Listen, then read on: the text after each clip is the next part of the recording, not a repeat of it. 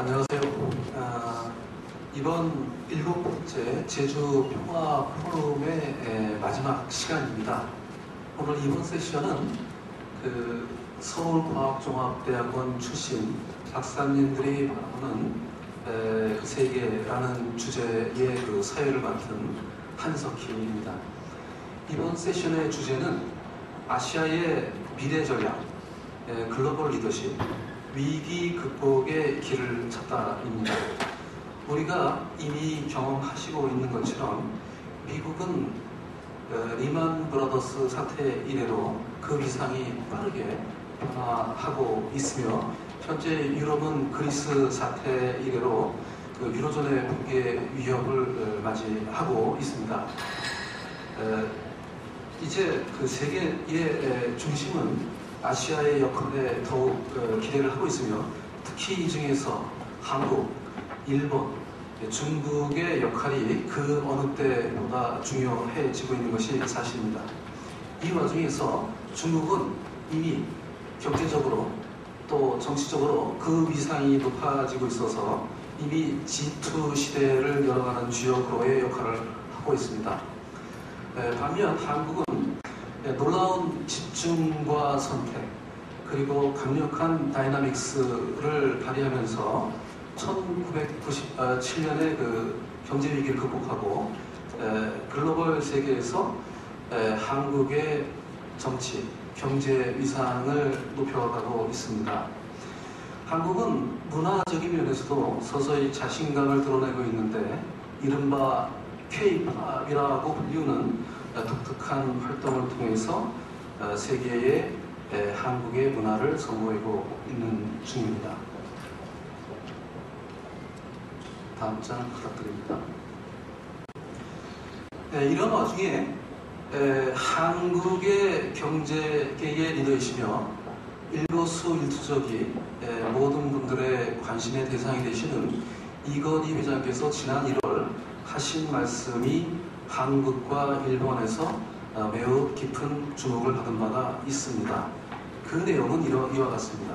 일본은 너무 앞선 나라에서 힘이 빠져 있고, 중국은 젊은 나라여서 열심히 따라오고 있지만 한국을 쫓아오려면 시간이 좀 걸릴 것이다.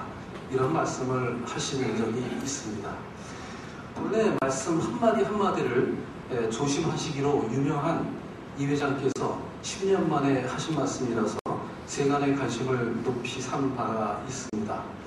그러나 우리는 한중일의 위상이 지구촌에서 점차 중요해지고 있는 시점에서 어떤 상호 견제적인 시각보다는 서로의 다른 부분, 그리고 강점과 약점을 있는 그대로 이해하고 상호 보완, 발전하는 미래지향적인 관계를 살펴보는 시점에 와 있다고 생각합니다. 이런 점에서 오늘은 6분의 패널리스트로 나오신 분들을 모시고서 위기지구촌에서 떠오르는 아시아의 리더십이라는 관점을 유지하면서 다양한 분야와 경험과 지식을 공유한 6분들의 생각과 지식을 공유하는 시간을 갖도록 하겠습니다. 오늘은 저희 진행 시간 관계상 6분이 발표하는데 시간이 조금 제약되는 관계상 토론을 하기보다는 주로 발표를 하고 필요하다면 한두 분의 질문을 받는 그런 순서로 진행하도록 하겠습니다. 제일 먼저 주제를 발표해 주실 분은 한국철강단조사업부와 태양광사업부 전무로 계시는 이영기 박사님이십니다. 이영기 박사님은 한국과 아시아의 강소기업들의 미래 역할, 그리고 그 리더십에 대해서 가지고 계신 생각과 내용을 말씀해 주실 것입니다. 큰 박수로 이영기 박사님을 환영해 주시겠습니다.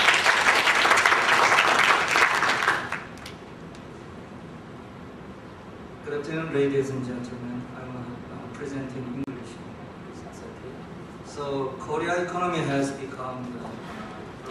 grown up so fast during the last 4 years. There are many reasons. It became the role model to developing countries or the underdeveloped countries.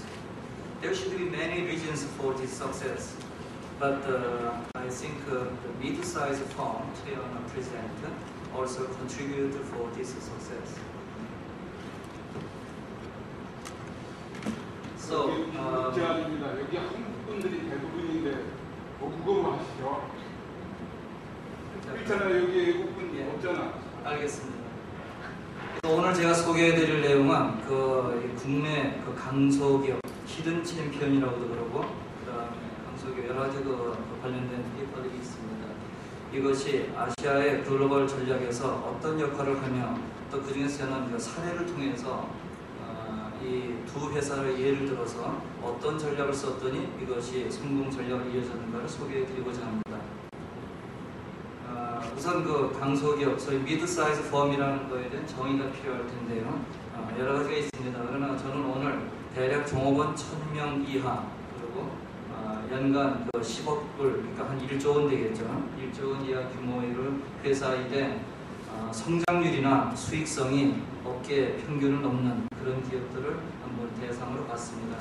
이런 기업들은 일반적으로 그 소기업 또는 대기업보다 이 성장률이 빨랐기 때문에 현재 이런 그 중견기업으로서의 어떤 경쟁력을 갖고 있습니다. 그러나 그렇게 빨랐던 만큼 또 여러 가지 그 도전, 또 문제점을 내포하고 있죠. 거기에는 기본적으로 우리 기업들이 하는 그 제네릭 스테이트 본원적 전략에서 이 차별화와 그 다음에 원가 우위 전략 이 중에 하나를 선택하게 될 겁니다. 근데 이런 그 중견기업들의 문제점은 이렇게 그 차별화나 원가의 전략을 썼을 때 그것이 어떤 성장 동력을 잃게 되면 이런 어중간한 상태로 빠질 수가 있습니다. 이런 상태일 때 이것을 계속 유지하는 비결은 뭔가? 그래서 소위 그 성공 전략, 승자 전략, 위닝 스트레이트가 필요하다고 보는 거죠. 이것이 이제 그 경쟁력을 올리는 핵심이 될 겁니다. 그래서 여기는 그 제시된 대로 이런 그 미드 사이즈 중견 기업들의 특징이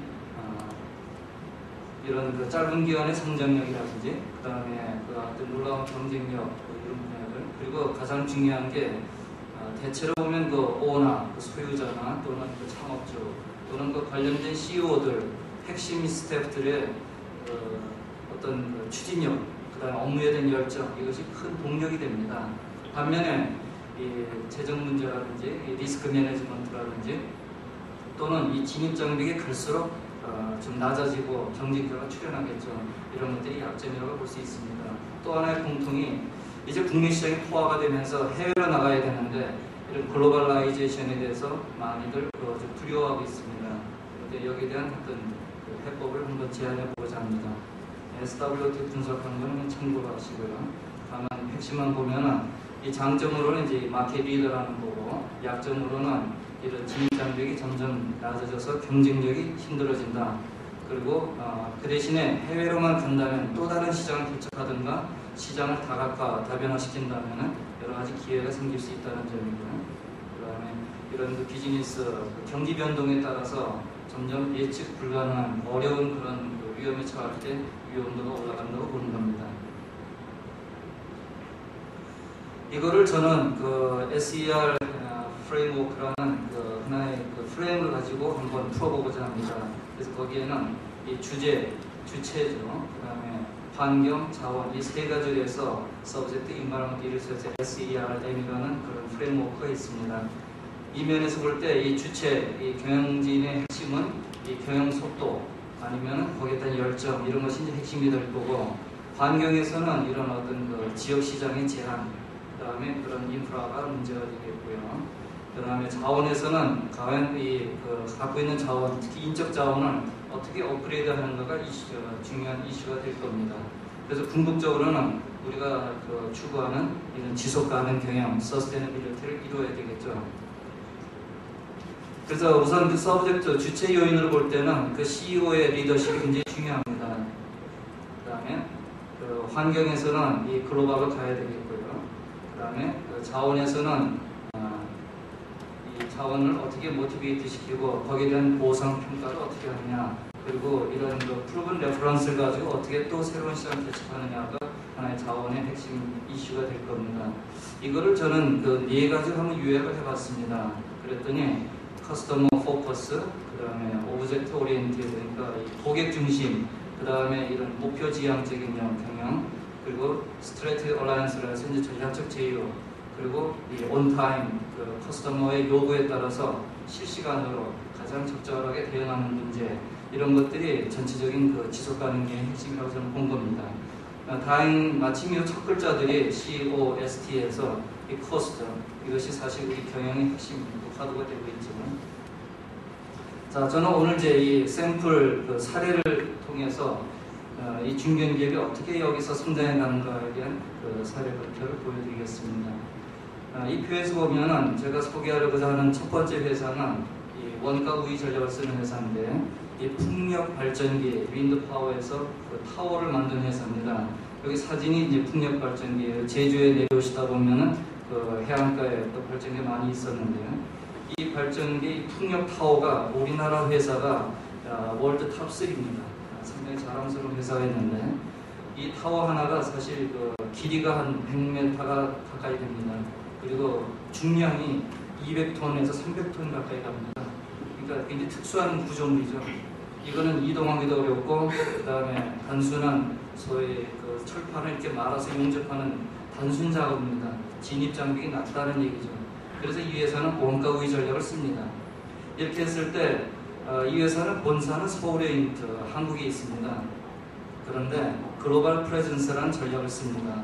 그래서 국제화가 나가면서 제작을 이 고객과 가까이 있는 쪽에 맞춰서 제작을 합니다.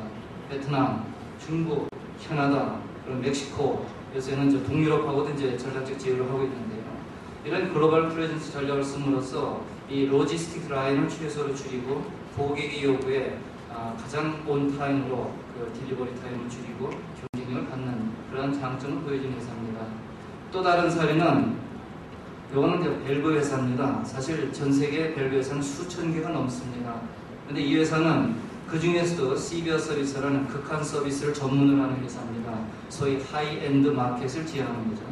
이 두 회사의 공통 특징이 솔루션 프로바이더입니다. 물어보면 이 회사는 자기들은 밸브를 공급하는 회사가 아니다. 우리는 솔루션을 제공하는 회사죠. 우리는 기업 고객에게 필요로 하는 가치를 제공하는 밸류 프로바이더라고 얘기를 합니다. 그런 그 기업 이념을 가지고 이 회사들이 보여주는 실적은 놀랍습니다. 연평균 성장률이 20%가 넘고요. 그 다음에 이 이익률이 30%, 16%에서 업계의 2배가 넘습니다. 그래서 이런 전략들을 쓰면서 이 두 중견기업이 성과를 구가하고 있는 거죠. 자, 그러면 이거에 대해서 구체적으로 제가 아까 제안했던 이 주체, 환경, 자원으로 각각 한번 풀어보고자 합니다. 주체 요인에서는 가장 문제가 되는 게 이 커뮤니케이션, 그 다음에 타이밍, 그 다음에 이 글로벌, 이 세 가지가 될 겁니다. 물론 그 커뮤니케이션은 철저하게 사내와 사외로 구분이 돼서, 사내에서는 어떻게 직원들과 조직 간의 네트워크를 구성할 거냐, 그 다음에 사회적으로는 고객과 어떻게 효율적으로 대화할 거냐, 이거죠. 이 타이밍은 어떻게 어떤 결정을 의사결정 빨리 내리냐, 이건 하나의 아직 가설입니다만 제가 한번 실증을 해보고자 하는 그 과정 중에 있습니다. 결론은 어떤 기업이 그 의사결정을 다른 경쟁사보다 2분의 1 시간에, 반 시간 만에 해냈을 때 경쟁력은 궁극적으로는 그거의 제곱인 4배 이상의 효과를 낼 거다. 한번 제가 현재 연구하고 있습니다. 이 글로벌은 최근에 이슈가 된 게 글로벌 플러스 현지화, 로컬라이제이션에서 글로컬라이즈드가 하나의 이슈가 되겠죠.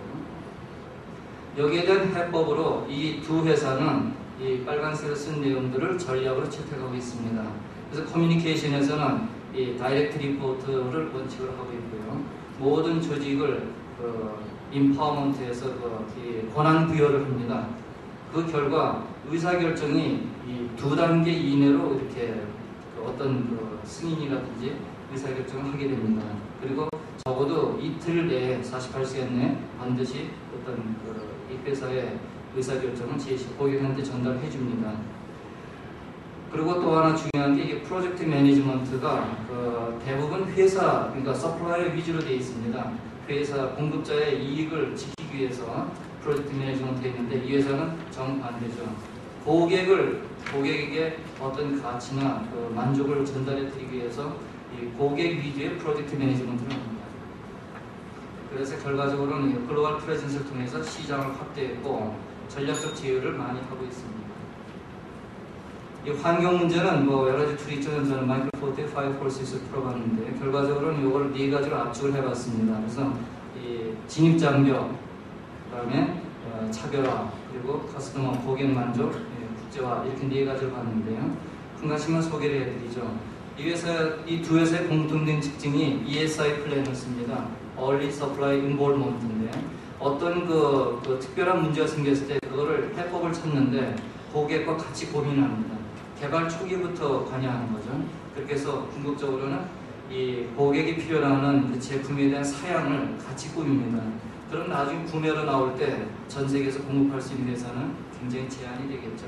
그런 식으로 경계, 엔트런스 베리어, 진입장벽을 쌓고 차별화 전략을 쓰고 있습니다.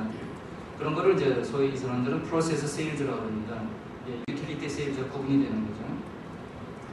그 다음에 고객 만족에서는 특이한 게 풀타임 프로젝트 매니지먼트라고 해서 일반적으로는 고객 만족하면 AS를 생각합니다. 그러나 AS가 일어나기 전에 비포 서비스라는 게 훨씬 더 중요하다는 거죠. 그래서 모든 것을 사전에 비포부터 애프터까지 풀타임 서비스를 합니다. 그리고 아까 그 글로벌로 가는 거는 소개를 드렸고요.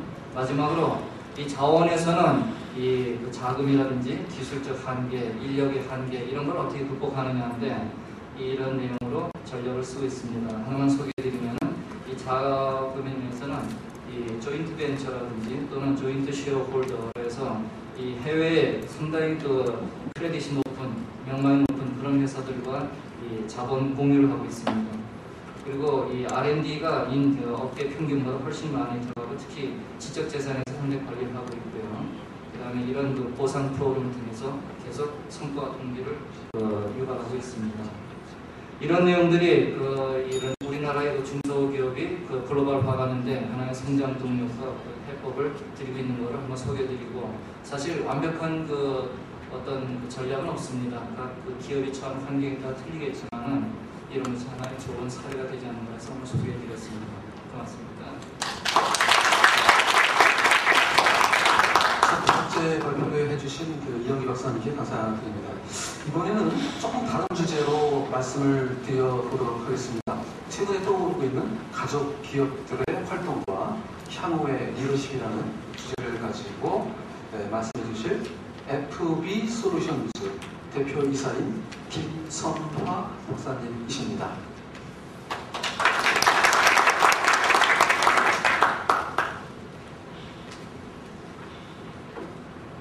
네, 안녕하세요. 김선화입니다.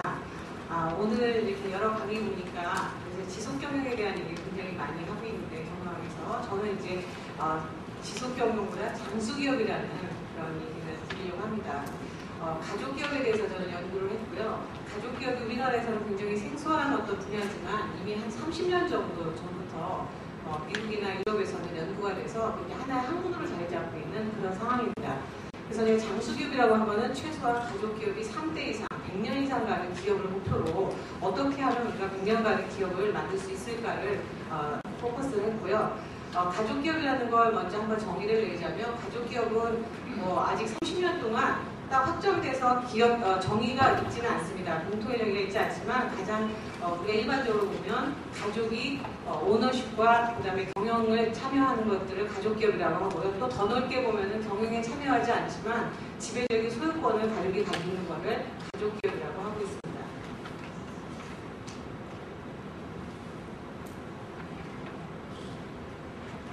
예. 여기 가족기업 하면 우리가 뭐 중소기업이나 작은 기업을 얘기하는데 우리 여기 카기대 회장님도 와 계신데 여기 카기라든지 월마트라든지 삼성, LG 이런 대기업까지도 가족기업이 굉장히 많이 분포되어 있고요. 미국 같은 경우는 S&P 500 중에서 3분의 1이 가족기업이라고 하고 또 90% 정도 이상을 가족기업으로 분류를 하고 있습니다. 전 세계적으로 나라마다 좀 다르지만 대부분 한 60%에서 90%를 차지하니까 가족기업이 전체 기업의 대다수를 차지하고 우리나라에서는 아직 여기에 관심은 없지만 이쪽에 많은 앞으로 관심을 가져야 될 분야라고 생각합니다. 근데 요즘 가족기업에 대해서 많이 관심들을 갖는 것 중에 하나가 가족기업이 일반 기업보다 더 좋은 성과를 내고 있다는 겁니다.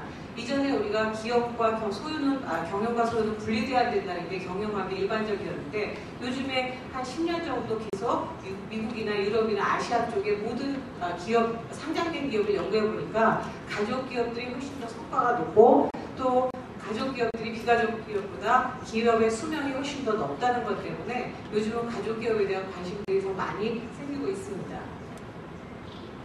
근데 문제는 가족기업이 부자가 3대 못 간다는 얘기가 있는데 해외에서도 뭐 부자가 3대 못 간다는 얘기는 전 세계 언어권의 어느 나라에서나 다 있는 얘기라고 합니다. 근데 기업에서도 이걸 적응해 보니까 2대까지 승계가 되는 기업이 한 30% 정도밖에 안 됩니다. 3대까지 가는 기업은 12%고 3대를 넘어서 4대까지 가는 기업이 한 3% 정도라고 합니다. 그러니까 가족기업이 일반 기업보다 성과도 높고 기업의 수명도 긴데도 불구하고 이 세대를 넘어서 대를 이어서 운영하는 데는 이렇게 비율이 이제 점점 줄어들고 있는데 그러면 여기 가족기업들이 이렇게 장수하지 못하는 이유가 무엇인가 이런 것들을 가족기업에서 많이 연구를 했습니다.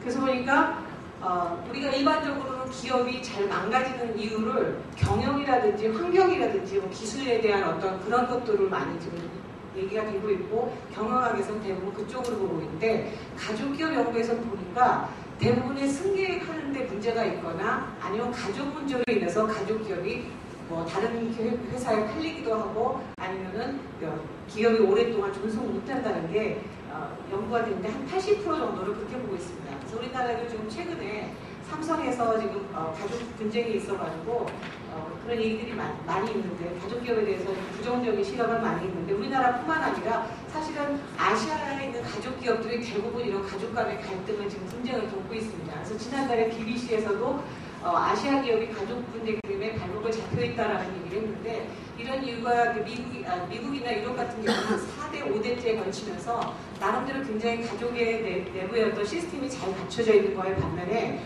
우리나라에서 이제 1대나 2대, 모던한 기업으로 본다면 아시아에서는 한 1대, 2대가 지금 가족기업이 승계가 되고 있기 때문에 아직도 그걸 극복을 하지 못하고 있습니다. 근데 가족기업을 우리가 시스템을 한번 보면 왜 가족기업에서 이렇게 분쟁이 일어날 수밖에 없는지를 가족기업 시스템을 보면은 알 수가 있는데 예측이 가능한데요. 이걸 3차원의 시스템에서 가족기업에서 연구에 아주 기초가 되는 겁니다. 가족기업은 가족과 비즈니스하고 오너십이라는 세 개의 어떤 시스템이 결합이 돼갖고 가족기업이라는 3차원 시스템을 만드는데 여기 보면 세 개의 원이 겹치면서 지금 7개의 부분으로 나눠집니다. 근데 이 7개의 부분에 가족들이 어딘가에 한 군데는 속하게 됩니다. 예를 들어서 1번이나 2번이나 3번 같은 경우는 겹치지 않고 가족이거나 소유권만 갖고 있거나 비즈니스만 있는 그런 상태입니다. 이 상태는 여기 1대인 경우는 이렇게 나오는데요. 1세대인 경우는 이 7번이 오너가 됩니다. 오너가 7번이고 1, 2, 3번은 각자 어디 접치는 부분이 없기 때문에 갈등이 일어나는 구조가 아닙니다. 근데 2대, 3대로 가면서 4번, 5번, 6번에 이제 사람들이 좀 더 늘어나게 됩니다. 그럼 4번 같은 경우는 가족이면서 소유권을 갖고 있는 사람이고 6번 같은 경우는 가족이면서 경영에 참여하는 사람입니다. 근데 이 사람들의 이해관계가 서로 다 다르다는 거죠. 예를 들어서 4번에 있는 사람 같은 경우는 만약에 배당이라든지 재투자를 놓고 본다면 4번에 있는 사람들은 배당을 더 원하는 아마 그런 입장이 될 겁니다. 그리고 이 4번에 있는 사람들은 6번에 있는 사람들이 얼마나 일을 열심히 하고 헌신적인 거에 대한 관심보다는 이 사람들이 어떻게 더 혜택을 받고 어떻게 회사에서 이렇게 뭐 베네핏이 있는지 그런 쪽에 더 관심을 갖게 된다는 거죠. 그래서 이해관계가 다 다르기 때문에 가족기업 연구원에서는 가족들이 분쟁은 불가피한 거다. 이거는 어디서나 일어날 수밖에 없는 건데 이제 외국 같은 기업들 4대, 5대 가는 기업들은 어떻게 그럼 이런 분쟁들을 잘 해결을 했느냐가 이제 관건입니다. 그래서 우리나라 같은 경우는 지금 2대, 3대에서 경험이 없기 때문에 이런 분쟁이 계속 일어나고 있지만 우리가 해외에서 보면은 이것들을 지배구조를 잘 갖춰서 가족이 기업과 가족이 동시에 성공할 수 있는 어떤 그런 시스템을 갖추고 있는 게 해외에 지금 연구하고 있는 트렌드고 이미 기업들 200년 이상 된 기업들은 다 이런 시스템들을 갖고 있습니다. 그래서 우리가 가족의 지배구조라고 얘기를 하는데 우리가 일반적으로 경영학에서 연구하는 지배구조는 우리 이사회를 통해서 주주의 이익을 대변한다든지 경영이라든지 전략에 대한 어떤 의사결정을 하는 게 이 가족기업 시스템, 일반적인 기업의 지배구조입니다. 근데 가족기업의 지배구조는 이렇게 가족하고 가족위원회를 둬갖고 가족들의 지배구조를 다시 갖춰야 된다는 겁니다. 그러니까 예를 들면 가족들이 뭐 200~300년 된 기업들은 대부분 이런 식의 시스템들을 갖추고 있기 때문에 이미 그들이 앞으로 일어날 수 있는 갈등이라든지 분쟁에 대해서 미리 예측하고 그것들에 대해서 대비하고 있는 시스템을 갖고 있다는 거죠. 그래서 예를 들면 가족 간의 커뮤니케이션을 위해서 첫 번째 1세대 정도에서는 가족 회의 정도면 충분하다고 생각을 합니다. 근데 2대, 3대로 가면 가족 회의 갖고 부족하고 가족위원회라든지 이런 회의를 통해 갖고 가족들이 모여서 전체적으로 갈등을 해결할 수 있는 문제들은 사전에 협의하고 사전에 그런 것들에 대한 정책을 만드는 것들을 합니다. 그래서 이 가족 정책에는 제일 중요한 게 가족 헌장을 만드는 걸 많이 하는데요. 가족 헌장이라는 건 우리나라에서 법이 이렇게 나라를 다스리고 또 회사 내는 사내 규정이 있는 것처럼 가족들은 가족 정책을 만들어서 이것들을 누군가가 만들어주는 게 아니라 가족들이 협력해서 그 정책을 만드는 겁니다. 여러 가지 정책이 있는데 그래서 가치와 비전을 공유하는데 우리가 기업의 가치와 비전을 얘기하고 있지만 가족에 대한 가치와 비전을 얘기를 하지 않습니다. 근데 가족과 기업이 비전과 이 기업의 비전이 동시에 같이 됐을 때 가족의 분쟁이 없고 장수한다는 건데 만약에 그렇지 않은 경우는 가족들의 갈등이 있기 때문에 기업이 점점 대를 이어갈수록 이해관계 때문에 나빠진다는 거죠. 거기서 가족 고용 정책 같은 경우는 가족이 어떤 경우에 입사할 수 있고 어떤 경우에 가족들이 후계자를 선발하는 프로세스는 어떻게 할 건지를 이들이 어떤 일이 일어나게 발생하기 전에 미리 대비해서 그런 시스템을 갖추는 것들이 가장 중요하고요. 그 다음에 이제 가족 재단, 기업도 사회적인 책임을 해야 되는 것처럼 가족도 사회적인 재단을 만들어서 책임을 하게끔 돼 있고요. 그런 이 외국 같은 경우는 웬만 작은 재단이라는 걸 만들어서 자녀들이 어렸을 때부터 고등학교, 중학교부터 참여를 시켜서 그들이 이런 가족 재단에서 의사결정하는 걸 보여주고 그러면서 이 가족들이 오히려 파업을 만들고 연구 결과를 보면은 가족 재단이 있는데 그 재단이 사회에 미치는 영향보다 가족에 더 좋은 영향을 미치더라는 게 연구 결과입니다. 그래서 이런 것들이 가족 화합과 이런 교육하는 데 필요한 그런 거기 때문에 지금 이제 우리나라가 삼성에 그런 문제가 생기면서 외국에 있는 그 가족교육 학자들은 계속 우리나라의 기업을 보면서 우려의 목소리를 보입니다. 근데 그 중에 가장 우려하는 게 지배구조를 얘기하는데 우리나라에서는 아직 이런 지배구조에 대한 개념이 없기 때문에 기업 지배구조만 얘기하지만 사실은 우리나라 앞으로 그 세대가 교체되면서 이런 가족의 지배구조가 갖춰지지 않는다면 우리나라 기업이 장수하기가 어렵고 가족기업들은 이렇게 가족의 어떤 지배구조를 잘 갖추어서 대를 이어서 가족들이 존경받고 존경하는 기업으로서 될 수 있는지 그것에 대해서 포커스를 맞추는 것이 가장 장수의 성공 비결이라고 생각합니다. 네, 제가 준비한 건 여기까지입니다. 시간을 너무 잘 맞춰주시는 우리 김선아 박사님께 대단히 감사드립니다. 이번에는 전 세계의 모든 공통의 이슈인 그 에너지의 위기에 대해서 말씀을 드리겠습니다. 이번에 주제에 대해서 말씀해 주실 분은 한국전력 해외사업본부에 계시는 김용원 박사님이십니다. 발표 제목은 에너지 위기 속의 아시아의 발전입니다. 자, 김용원 박사님을 환영해 주시기 바랍니다.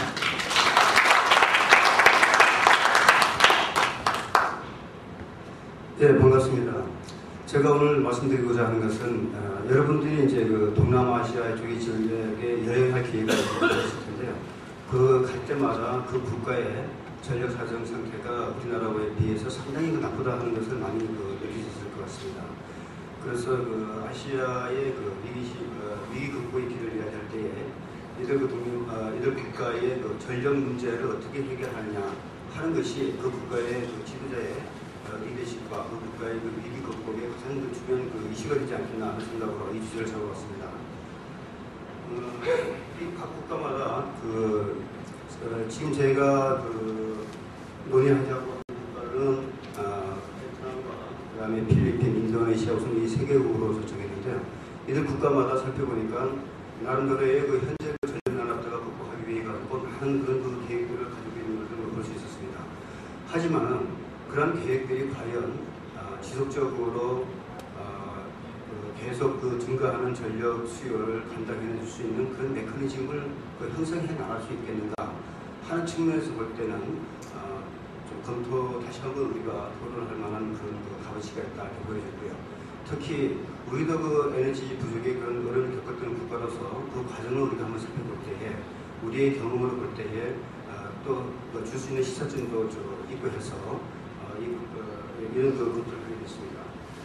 우리나라도 한 4년, 5년 전까지는 세계적으로 전력 수급의 신뢰도가 상당히 높은 국가였음에도 불구하고 국가께도 작년 9월 15일 날 순환 정전 사태를 맞이했었습니다. 정말 그동안 전기는 그냥 늘 우리가 쓸 수 있는 걸로 알고 있던 그런 상황 속에서 작년에 9월 15일에 정전 사태는 우리에게 많은 충격을 줬고 특히 이명박 대통령께서 직접 한국전력 본사 삼성동까지 찾아오셔서 그래서 강한 집회까지 하셨다고 하는 것은 이 전력 공급이 국가에 미치는 영향이 얼마나 크며 또 국가 지도자의 리더십에 얼마나 큰 영향을 미치는가 하는 것을 보여주는 그런 사례라고 할 수 있겠습니다.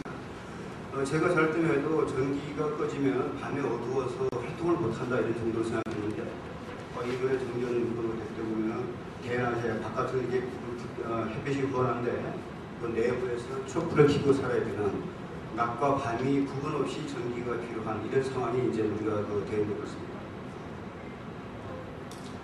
이런 전력 공급의 신뢰성을 확보하기 위해서는 신규 설비 투자가 적기에 이루어지는 것이 가장 관건이라고 할 수 있겠습니다.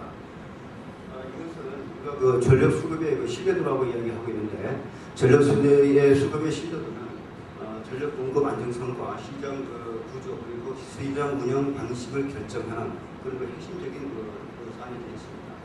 그동안 전력 시장 자유화의 이런 분위기 속에서 강제적인 규제에서 자율적인 규제로 바뀌면서 투자 의사 결정의 구조가 상당히 복잡해졌고 그로 인해 가지고 이해관계자의 서로 상충되는 관계로 인해 가지고 사업이 지연되다 보니까 지연되고 있고 또한 공익보다는 투자자의 이익 중심의 의사결정 구조를 가지고 있기 때문에 시장 불확실성은 높아지고 그에 따라 가지고 처음에 시장 경제 체제를 도입할 때에 많은 이 분야의 전문가들이 우려했던 경제 시장 도입 이후에도 과연 전력 공급 안정성을 확보할 수 있겠는가 하는 그런 문제점에 대해서 우려했던 부분들이 현실로 좀 나타나고 있는 그런 모습도 우리나라에서도 좀 나타나고 있는 것 같습니다.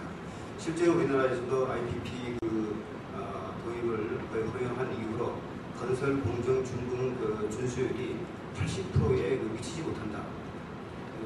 다시 말씀드려서 한 10개 발전소가 이제 건설 계획이 있다고 하면 그 중에 8개는 재분기 내에 준수되지 않고 있다 하는 이런 까지 이제 상황이 좀 보고되고 있습니다. 이름에도 불구하고 지금 아시아 3개국 필리핀, 인도네시아, 그다음에 베트남이라는 국가에서 볼 때 아직까지 우리나라에 비해서 상대적으로 전력 공급 공급망이 취약한 그런 국가에서 과연 전력 시장 자유 경영 체제에서 그런 전력 부족 현상을 극복할 수 있겠는가 하는 그런 생각을 해보게 됩니다. 동남아 3개국에 대해 가지고 이제 살펴보면 먼저 베트남 같은 경우에는 저수지 물 부족, 이 국가는 40% 가까이 수력발전 의존하는 국가이고, 그런데 요즘 최근 들어서 물 부족 경기에 가지고 전력난이 상당히 심각한 수준에 달하고 있습니다. 그래서 중국에서의 전력 수입량이 전년 대비해서 30%까지 증가하고 있는 그런 추세에 있습니다. 그동안 베트남은 IPP 투자에 대해 사업자 진입 허용이 돼가지고 상당히 보수적인 입장을 유지해왔는데 앞으로 2025년까지 약 8,880만의 전력 설비 공급 용량을 확보하기 위해서 이를 부분적으로 허용하는 이런 방법의 정책을 취하고 있음을 살펴보셨습니다. 그 다음에 인도네시아가 한때는 OECD 국가였음에도 불구하고 1997년에서 2005년까지 발전 설비 증설이 거의 이루어지지 않았고 이로 인해 가지고 전력 부족난이 심화됨에 따라서 일본 투자자 모임에서는 강한 항의를 하면서 공장을 중국으로 이전하겠다 하는 이런 항의까지 받을 정도가 됐습니다. 그래서 크리스프로돔이라고 해가지고 1단계, 2단계를 해서 각각 1000만 킬로와트를 증설하겠다고 하는 그런 계획을 내놨습니다만은 아까 제가 소리에서 말씀드린 바와 같이 여러 가지 관계자의 어려움도 있고 그런 것들을 포함해가지고 상당히 이 계획들은 뜻대로 진행되지 않고 상당히 지연되고 있는 상태입니다. 필리핀 또한 90년대 초에 전력 설비 확충이 실패한 이후로 만성적인 전력 공급 부족 사태를 겪고 있습니다. 그래서 제한 성장 상태에 있는데 이 국가는 전력시장 경제체제 도입이 이 상계 국가 중에서 가장 먼저 이루어진 나라가 되겠습니다. 우리나라보다도 지금 더 빨리 진행되고 있어가지고 소비시장 부분까지도 경제체제를 도입하고 있고 지금 현재 2008년 기준을 할 때에 IPP 비율이 전체 설비 용량의 70%를 차지하고 있는 그런 국가로 지금 되어 있습니다. 그러나 이 국가 역시 4년차 간의 일정 차이로 인해 가지고 그대 준비하고 있는 전력 설비 공급 계획이 지연되거나 실행이 안 되고 있는 그런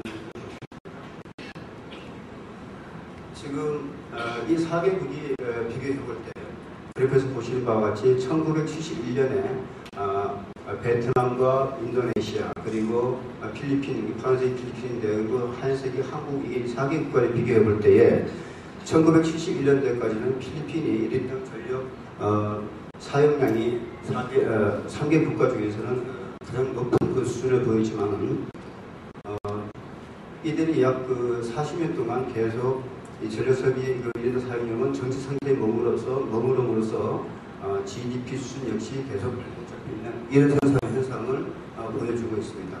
반면에 우리나라는 지속적으로 1인당 전력 소비량이 증가하면서 또한 GDP 역시 급격하게 이제 형성되는 이런 현상을 우리가 볼 수가 있습니다.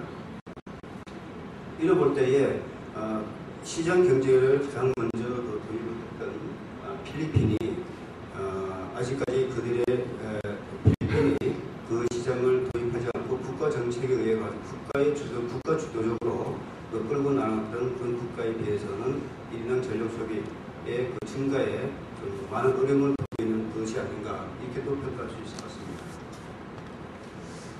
그래서 이제 우리나라의 그 사례를 다시 한번 살펴보도록 살펴봤습니다. 우리나라 역시 전쟁 이후에 12만에 불과한 발전 설비 용량이 1차, 2차, 그리고 3차, 4차, 5차, 6차에 걸친 이런 전원 개발 계획이 완료되는 시점에는 약 2,100만까지 급격히 상승하는 그런 성공을 그런 바 있습니다. 또한 1991년부터 2001년대 약 2001년까지는 500메가와트 석탄 화력을 표준화를 하여가지고 이 부분에 대해서 단기간 내에 발전 설비 용량이 약 2.5배 이상 10년 내에 올리는 발전 설비 용량을 증설하는 그런 효과를 보여주고 있습니다. 그 이후에 또 기술이 더욱더 발달하여 800메가와트까지 발전 설비 용량을 증대해가지고 표준화함으로써 약 2001년에 가지고 10년 사이에 다시 설비 용량이 1.5배 증설을 하게 되는 이런 사례를 보여주고 있습니다. 지금 사진에서 보고 있는 것이 이제 우리나라에서 도입한 500메가와트급 석탄 화력의 표준화되어 있는 발전 설비의 배열 모습입니다. 지금 500메가와트급이 동시에 8개의 호기가 지금 배열되어 있는 모습을 보여주고 있고요. 그 다음에 당긴 화력 또한 6기를 한 부지 내에 배열해가지고 하고 있습니다. 이런 500메가와트 표준화된 발전소는 보령, 삼천포, 태안, 하동, 당진 이런 곳에 동시다발적으로 진행되어가지고 단기간 내에 우리나라의 부족한 전력 난을 해결하는 데에 결정적인 기여를 하게 됩니다. 그뿐만 아니라 우리나라가 93년경에 보령 3, 4호기 지을 때에 설계 부분에서 참여 인력을 보게 되면 약 117만 매너가 들었고 그 다음에 외국인도 18만 명의 기술자가 투입이 되는 그런 상태에서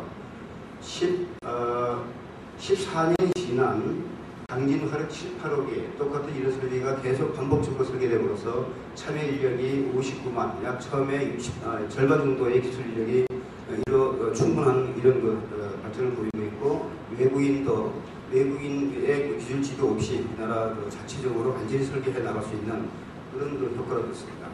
또한 발전소 기자재 제작 부분에 있어서도 국산화율이 71%에 불과된 것이 14년 후에 94%까지 향상이 되었으며, 그 다음에 건설 기간도 처음에 48개월에 걸리던 것이 시행착오를 거치면서 학습 효과를 얻어가지고 40개월 만에 발전소를 준공하는 그런 성과가 있었습니다.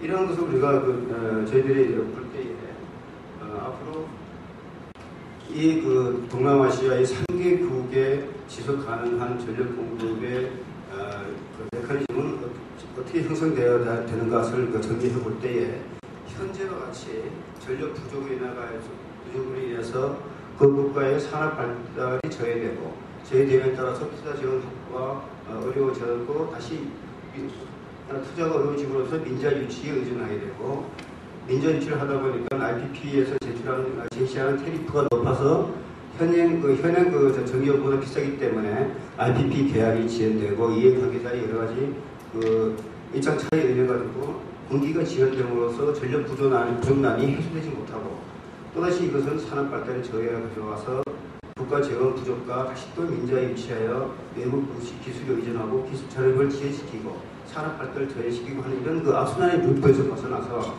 과감하게 선택과 집중에 한 국가의 주도적인 방법을 해가지고 일정 수준이 올라가기 전까지는 국가 주도의 설비 확충을 추진함으로써 트렌드를 적기 준공하여 급한 우선 전력 부족 사태를 완화시켜주고, 산업 발달을 촉진하여 국가 재원을 증대시키고, 이를 다시 국가 주도의 설비 확충을 추가 설비를 확충을 하고 하면서 동시에 관련 기술을 국내 축적하여서 함으로써 건설과 지역적 발전소의 운영 능력을 향상시켜서 관련 산업 발달을 촉진시키고, 또한 전력 요금을 인하시키는 이런 효과를 거두는 이러한 손루프를 가진 이런 지속 가능한 메커니즘을 구축하는 것이 현재 아시아 국가 상계 국가들의 위기를 극복하는 데에 좋은 방법이 되지 않을까 하는 이런 제안을 하면서 제 말씀을 마칠까 합니다.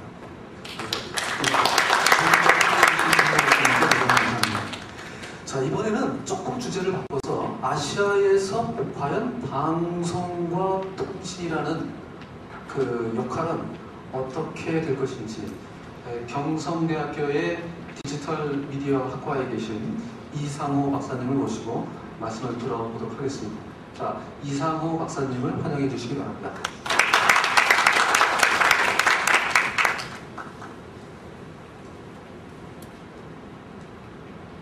예, 안녕하십니까. 저는 경성대학교의 이상호 교수입니다. 제가 여기에서 발표하고자 하는 내용은 좀 소프트한 내용입니다. 사실은 편하게 들어주시면 될 것 같고요. 방송과 통신에 있어서 향후에 일어날 수 있는 이슈들이 어떤 것이 있는지를 정리해볼 거고요.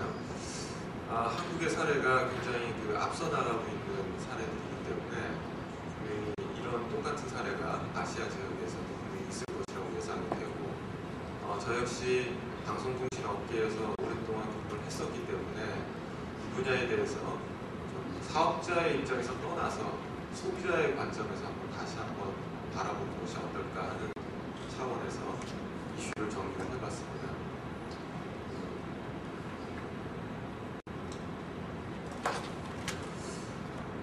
먼저 최근에 우리나라에서 일어나고 있는 디지털 전환과 관련해서 잠깐 말씀을 드리려고 하는데요. 최근 4, 5년 사이에 굉장히 많은 발전이 일어났었죠. 네트워크 오퍼레이터들 그리고 콘텐츠 플레이어들 사이에서 많은 갈등도 있었고, 그리고 산업적인 발전도 있었습니다. 참고로 지금 그래프를 제가 2개를 올렸는데요. 오른쪽에 있는 그래프는 아마 경영학을 공부하신 분들은 익숙하신 모델일 것 같습니다. 하버드 대학교의 크리스텐스 교수가 주창하는 Disruptive Innovation과 관련된 그래프입니다. 그래서 A 프로덕트와 B 프로덕트에 대한 그래프가 있죠. 오른쪽에. 뭐 다들 아시겠지만 간략하게 설명을 드리자면 A 프로덕트가 초기에 상품의 그 완결성이 떨어지는 상태에서 하이엔드 마켓을 향해서 점점 발전을 하게 됩니다. 제가 그래프에 이렇게 포인터를 부딪히도록 있는데요. 이게 A 프로덕트가. 근데 이제 A 프로덕트가 어느 정도 그 하이엔드 마켓의 수준에 맞는 퀄리티에 접근할 수준이 되면은 그 수준이 되는 그 시점 근처에 B 프로덕트라고 하는 새로운 프로덕트가 또 나오게 됩니다. 그래서 A 프로덕트의 그 하이엔드 마켓에 맞게 돼 있는 그 고품질의 그 서비스가 예컨대 이제 B 프로덕트의 로우엔드 마켓에 맞춰진 그런 저품질의 서비스보다 월등히 좋긴 하지만 시간이 지나고 나면은 결국은 B 프로덕트가 계속 성장을 하게 돼서 A 프로덕트의 그 고객들이 B 프로덕트로 이전을 하게 되는 것이죠. 그래서 어느 순간인가 A 프로덕트가 시장에서 많이 그 고객을 확보하고 있다가 B 프로덕트가 증가함으로 인해서 A 프로덕트가 몰락하게 되는 그런 결과를 만들게 되는데요. 그와 똑같은 사례가 그 왼쪽에 있는 그래프에서 설명을 또 하고 있습니다. 이 왼쪽의 그래프는 뭐냐면 최근에 국내에서 이제 증가하고 있는 IPTV 가입자의 증가 그래프입니다. IPTV 가입자가 KT, SK, LG, U+ 합쳐가지고 지금 3년 4개월 만에 500만 가입자를 돌파했다는 기사를 최근에 보셨을 텐데요. 사실 방송 서비스가 한 3년, 4년 만에 500만이 된다는 건 굉장히 놀라운 증가죠. 예컨대 여러분들 스카이라이프 잘 아시겠지만 스카이라이프 처음에 2002년도에 론칭했을 때요. 가입자가 늘지 않아서 굉장히 고생했습니다. 지상파를 쏴주지 않았기 때문이죠. 지상파 없이 스카이라이프 혼자 가입자를 모았는데 2년이 넘도록 200만이 넘질 않았습니다. 그리고 4년이 지나고 나서 겨우 250만이 됐거든요. 디지털 케이블로 말씀드리면 디지털 케이블 출시된 지 벌써 꽤 됐는데 아직 400만 정도 겨우 와 있습니다. IPTV가 3년 4개월 만에 500만을 돌파했죠. 그래서 지금 뭐 정부에서는 축하를 하고 있고 그리고 산업계에서도 굉장히 기뻐하는 그런 표정들인데 문제는 지금 IPTV가 500만이 넘는 시점에 스마트 TV라고 하는 B 프로덕트가 등장하기 시작했다는 것이죠.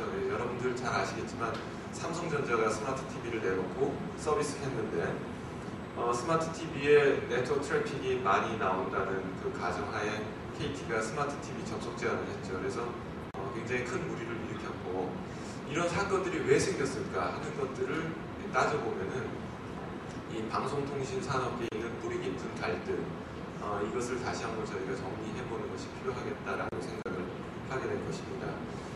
인트로는 이 정도인데 사실은 좀 더 재밌는 얘기 해드리면 뒷장에 또 나오겠지만 여러분들 그 드라마 좋아하시잖아요. 드라마 보다가 드라마가 보통 미니 시리즈가 한 20회 정도 하거든요.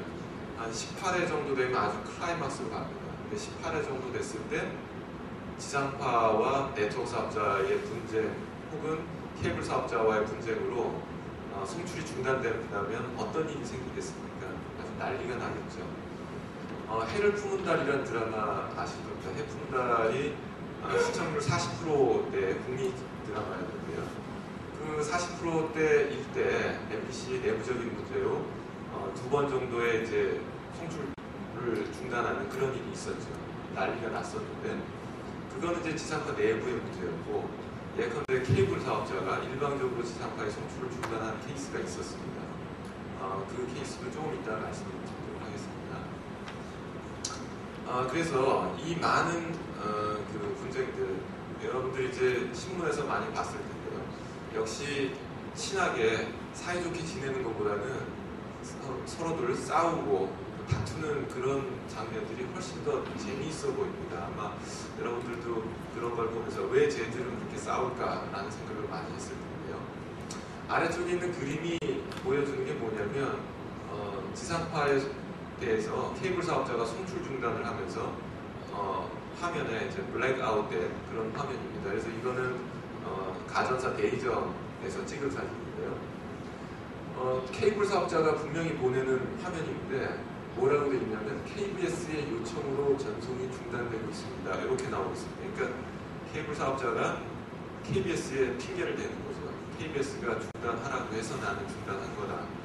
근데 고객의 입장에서 볼 때는 다 다른 쪽이라고 볼 수 있겠습니다. 저는 이 방송과 통신 산업에서 있는 여러 가지 분쟁을 세 가지로 분류를 해봤습니다. 첫 번째는 지상파 사업자와 통신 사업자 혹은 케이블 사업자 간의 갈등입니다. 이거는 지상파의 컨텐츠 라이트과 관련된 내용이고요. 지상파의 컨텐츠 라이트를 네트워크 사업자가 지켜줄 거냐 말 거냐를 가지고 갈등이 벌어지고 있는 거죠.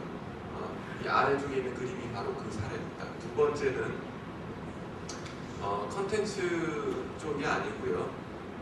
단말을 갖고 있는 사업자입니다. 삼성전자 같이 단말을 제공하고 있는 사업자가 통신 사업자와의 갈등을 빚는 것인데, 단말 사업자가 통신 사업자와 어떤 협의가 없이 서비스를 제공했을 경우에 통신 사업자가 일방적으로 서비스를 중단했을 경우에 생기는 문제점입니다.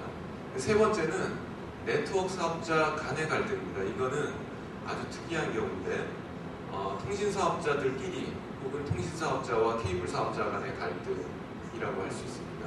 여러분들이 많이 못 느끼고 있을 수 있겠지만 한 가지 쉬운 예를 들어드리면요. 여러분들이 KT 서비스를 쭉 많이 쓰시다가 어느 날 갑자기 우리 집에서 KT 서비스를 중단하고 케이블 서비스를 받고 싶은데 우리 지역에 케이블 서비스가 들어와 있지 않다든가, 아니면 KT 말고 LG나 SK의 서비스를 받고 싶은데 그 서비스를 제공한 사업자가 우리 지역에서는 또 서비스를 못한다든가 하는 그런 이슈들이 생깁니다. 분명히 소비자 입장에서는 불만 요소가 될 수가 있는 것이죠. 여러분 하나씩 보여드리고요. 요거는 그냥 신문에서 제가 카피를 한 거고요. 2008년에 있었던 내용입니다. 이때도 컨텐츠를 둘러싼 방송업계의 분쟁에 대해서 굉장히 많은 분석들이 있었는데 그 당시의 분석은 콘텐츠 사업자와 플랫폼 사업자 간의 갈등으로만 정리를 했었습니다. 그래서 지상파와 인터넷 사업자, 포털 사업자들, 그리고 지상파와 IPTV 사업자들, 그리고 케이블 사업자와 또 케이블 PP 사업자들 간의 갈등을 정리를 한 것이죠. 그런데 이때만 해도 그냥 콘텐츠와 플랫폼 간의 갈등으로만 정리를 하면 다 된다고 생각을 했었습니다. 그런데 제가 볼 때 좀 더 체계적인 정리가 필요하다고 생각을 한 것이고요. 뭐 이런 사례들은 한국에만 있는 사례는 아닙니다. 미국과 유럽에 다 유사한 사례가 있었고요. 유럽 같은 경우는 시간이 거의 다 되고 있는 것입니다. 빨리 좀 넘어가겠습니다. 자, 첫 번째 케이스로 이제 지상파 사업자의 갈등 부분인데요. 지상파 혹은 케이블 사업자의 갈등입니다. 여기엔 또 위성방송도 같이 옆에 있었고요. 보면은 이제 스카이라이브 같은 경우가 또 대표적인데, 스카이라이브이 이제 MBC의 송출 중단 요구로 서비스가 중단되는 사례가 있었고요. 이거는 그 아까 보여드렸던 그림에서도 보셨다시피 지상파의 요청으로 서비스가 중단되는 것처럼 이렇게 방송 자막이 나가는 것이고, 왼쪽에는 이제 각 케이블 사업자들의 대표들입니다. 회사의 CEO들이 나와서 항의하는 그런 모습이죠. 지금 이 드라마 혹시 기억나시는 분들 있을지 모르겠지만 브레인이라고 하는 드라마입니다. 브레인 혹시 드라마 보셨는지 모르겠지만 굉장히 그 인기를 끌었던 의학 드라마입니다. 의료 드라마죠. 근데 2012년 1월 16일 날 드라마가 거의 막판으로 치닫는 와중에 18회 정도 될 겁니다. 18회, 19회가 케이블 사업자들의 송출 중단으로 중단됐습니다. 시청자들이 이 드라마를 어떻게 봤을까요? 지상파를 케이블로 보는 분들이 우리나라 1,700만 가구 중에 1,300만 가구인데 다 케이블로 시청을 못했습니다. 뭐로 시청을 했냐면 스마트폰으로 시청하거나 아니면 인터넷으로 시청을 했죠. 근데 이런 자막을 내보내면서도 케이블 사업자는 뭐라고 자막을 내보냈냐면 지상파의 요구로 전송을 못하고 있으니까 지상파 직접 수신 안테나를 설치하라고 이런 멘트를 보내고 있습니다. 그래서 소비자를 놓고 사업자들 간의 갈등을 하는 아주 극단적인 모습을 볼 수 있고요. 두 번째 케이스가 이제 스마트 TV인데, 이 삼성전자가 스마트 TV 접속 제한이 되면서 이거에 대해서 항의하는 그런 발표를 하는 것이고, 그리고 또 이거는 또 KT 쪽에서 왜 스마트 TV를 접속 제한을 할 수밖에 없었는지에 대한 그런 내용을 설명하는 자료가 되겠습니다. 궁극적으로 여러분들 다 스마트폰 쓰실 텐데요. 스마트폰이나 아니면 인터넷이나 접속에 대한 그 트래픽 부담이 늘어나면서 통신사업자들은 어떻게 하면 이 늘어나는 트래픽을 관리할 수 있을까 하는 그런 고민을 하고 있습니다. 그래서 망 중립성, 영어로 이제 네트워크 뉴트럴리티라고 하는데, 네트워크 뉴트럴리티와 관련된 논란을 굉장히 많이 벌이고 있지요. 네. 세 번째 이제 네트워크 사업자 간의 갈등인데, 이거는 아까 처음에 말씀드린 것처럼 KT와 SK 그리고 케이블 사업자들 간의 갈등으로 빚어지는데, 여러분들 이제 주변에 전봇대 많이 보시겠지만 전봇대에 누가 사용료를 내고 전봇대를 쓸 거냐 하는 부분을 가지고 많은 갈등을 지금 벌이고 있습니다. 자, 그래서 결론을 정리를 해야 되는데요. 4개의 사업자 지형이 있습니다. 지상파 혹은 컨텐츠 사업자, 그리고 네트워크 사업자, 오른쪽 위기, 그리고 스마트 TV와 같은 디바이스를 가지고 있는 사업자, 그리고 네트워크를 가지고 있는 케이블 TV나 IPTV 사업자가 있는 거죠. 맨 먼저 지적됐던 첫 번째 디스퓨트 같은 경우에는 카피라이트 이슈입니다. 그래서 컨텐츠를 갖고 있는 사업자가 네트워크 사업자로부터 카피라이트에 대한 인정을 받고자 하는 그런 요구가 있고요. 그러나 네트워크 사업자가 네트워크에 대해서 어떤 권리를 인정받지 못하는 부분에 대해서는 아무런 얘기가 없습니다. 저는 이 부분에 대해서는 한번 컨선을 해보고 싶고요. 만약에 컨텐츠 사업자가 카피라이트를 주장하는 것처럼 네트워크 사업자가 네트워크 퀄리티에 대한 주장을 할 수 있다면 이 양자 간의 전쟁이 훨씬 더 쉽게 풀릴 것이라고 생각이 되고요. 두 번째 컨플릭트가 일어나는 것이 이제 디바이스 사업자와 네트워크 사업자인데요. IPTV 사업자가 스마트 TV 접속 제한을 했죠. 근데 사실 네트워크 퀄리티에 대해서 디바이스 사업자가 전적으로 책임질 그럴 의무는 없지만, 사실 이런 갈등에 대한 원인을 제공한 사업자가 스마트 TV 혹은 이런 디바이스 사업자이기 때문에 네트워크 퀄리티를 어느 정도 보장을 해야 될지 하는 것에 대해서 통신 사업자와 혹은 케이블 사업자와 서로 원활한 협력을 하는 것이 필요할 것 같고요. 세 번째 갈등이 이제 네트워크 사업자 간의 갈등인데, 이것은 이제 네트워크 유지 보수와 관련된 렌트 비용을 어떻게 책정할 거냐 하는 것을 가지고 네트워크 사업자 간의 갈등을 풀어야 될 것이고요. 마지막으로 이제 지상파와 디바이스 사업자의 갈등도, 이건 아직 표면적으로 드러나지는 않았지만 향후에 이런 갈등으로 드러날 것이라고 생각이 됩니다. 이것으로 제가 발표를 마치도록 하겠습니다. 감사드리고요. 정말 충분한 시간을 드리지 못한 이 사회자가 굉장히 원망스럽군요. 자, 이번에는 그 제조 포럼에서도 이번 세션이 아니면, 이 시간이 아니면 결코 들을 수 없는 두 가지 아주 흥미로운 세션을 남겨놓고 있습니다. 먼저 발표해 주실 분은 이화여자대학교의 조기숙 교수님이십니다. 조 교수님은 철학 박사이시면서 무용가이십니다. 동시에 경영학 박사님이십니다. 조기숙 교수님을 모시고 몸 경영을 통한 마음과 영혼의 성장이라는 주제의 발표를 들어보도록 하겠습니다. 자, 조기숙 박사님을 환영해 주십시오. 네, 안녕하십니까. 방금 소개받은 이화여자대학교 조기숙입니다. 경영학의 범위는 참 광범위한 것 같습니다. 이제 경영학이 인간의 몸, 그리고 몸을 어떻게 간주하고 몸을 어떻게 경영할 것인가까지 그 경영학의 범위 안으로 들어오기 시작했습니다.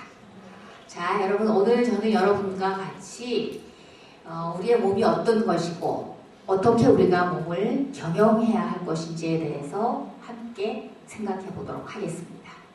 우선 여러분 다 같이 두 손을 번쩍 들어 보십시오. Please raise your both arms and breath your inhale, please. And with your exhale, stretch to the right side.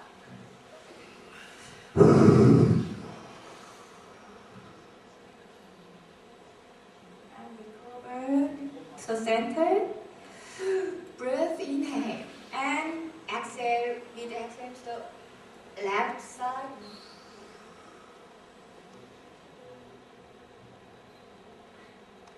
And to the center. Breath inhale with to the back with exhale.